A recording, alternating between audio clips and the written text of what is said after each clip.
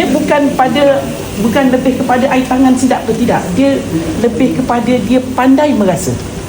Dia kadang-kadang orang pandai masak ni dia tak payah pakai sudu tau.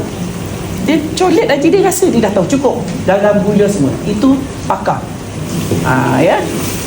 Assalamualaikum, hai semua viewers. Okey, hari ni Kak Zaidah nak share resepi masak rempah berkrim.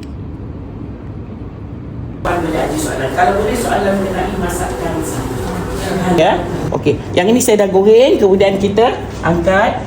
Jadi nanti minyak dia ni pun akan nampak ada sedikit lada, biji-biji lada ni. Nanti ada pula yang tanya Kak Zaidah pakai minyak kotor. Tak, ini bekas goreng cili kering tadi ya. Sekarang ni kita nak chop. Saya masak 4,5 ekor ni sekarang ni ya. Jadi bahan dia semua kali 4. Okay, kita nak masukkan halia, bawang putih dan bawang Holland. Kalau puan tak ada chopper, puan cincang saja. Cincang pakai tangan biasa, manual.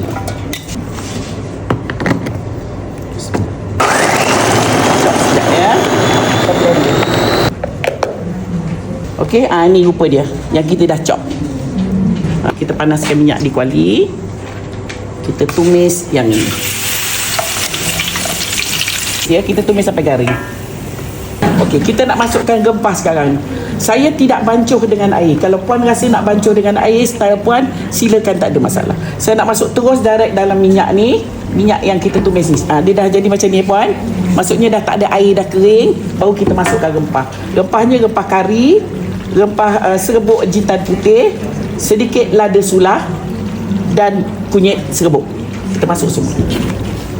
Okey, saya kecilkan api dulu sehingga semua rempah bergaul rata. Baru saya besarkan api. Okey, kita tumis sampai dia rempah tu kita rasa dah masak lah. Saya nak masukkan air sebab kita dah letak rempah. Saya akan masukkan 3 kali proses masuk air. Masukkan tomato puri. Ya, masam kita daripada tomato puri. Kita balik-balik sebentar. Tomato paste ni puan, kalau yang pakai dalam tin tu kan, puan bila masak kena tumis sebentar. Sebab dia ada bau maung. Tomato tu.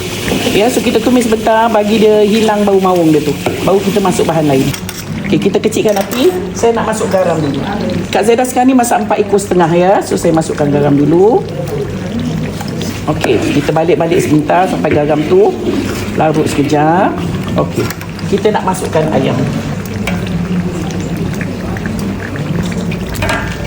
Okey, kita balik-balik. Okey, saya masukkan air ya. Okey, kita balik-balik sekejap. Now saya nak masukkan santan ya. Lauk ni bersantan, dia berkrim. Puan tak suka santan, boleh ganti dengan susu cair. Tak suka susu cair, ganti dengan krim. Boleh aja. So kita balik-balikkan dia. Okey, sekarang nak masukkan ni dulu ya puan. Ni chili flake ni ya. Kita akan letakkan chili flake. Fungsi Kak Zaidah? Ya. Fungsi chili flakes? Bagi pedas. Dan dia dapat biji-biji cantik. Ni kuah dia ni ada biji-biji merah. Orang kalau tak tahu apa benda merah biji-biji ni. Bila makan puan ambil tenyih aja. Itu tak perlu Ya? tak payah dihancurkan lagi. Tak payah. Tadi chili flake dah hancur. So ini tak payah hancur. Ini kalau kita hancurkan dia jadi chili flake. Ya.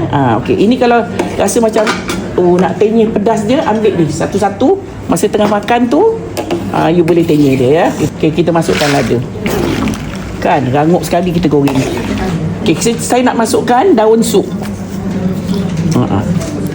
Dah siap, dah mendidih, ayam dah masak macam ni. Alhamdulillah, dah pun siap resepi kita hari ni, iaitu masak rempah berkrim buat tetamu Kak Zaidah. Untuk perempuan di luar sana, selamat mencuba.